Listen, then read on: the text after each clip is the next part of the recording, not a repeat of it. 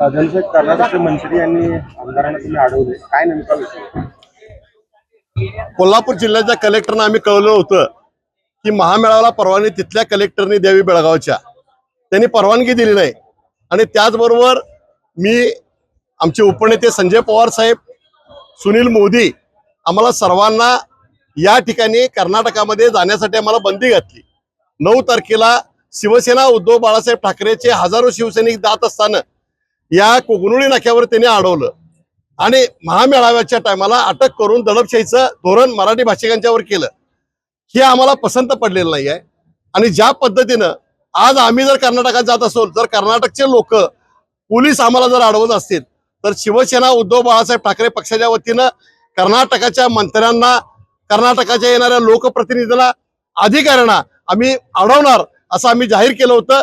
त्या पद्धतीनं आज आम्ही या ठिकाणी कर्नाटकाचे जे माजी मंत्री होते त्यांना त्या ठिकाणी अडवलं. विधानसभेचं हिवाळी अधिवेशन बेळगावमध्ये खास करून सुरू आहे. या अधिवेशनामध्ये आम्ही जी आमची तुमची भूमिका मांडली, ती भूमिका आपण सुद्धा मांडली पाहिजे अशी आम्ही त्यांना विनंती सुद्धा केली.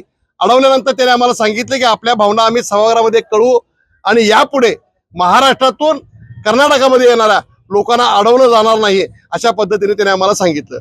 हे जरी असलं तरी अजूनही संघर्ष संपलेला नाही. अजूनही मराठी माणसांच्यावर धरपकड सुरू आहे. आम्ही कोणत्याही परिस्थितीमध्ये कर्नाटकाच्या मंत्र्यांना महाराष्ट्रामध्ये आणि कोल्हापुरामध्ये फिरू देणार नाही.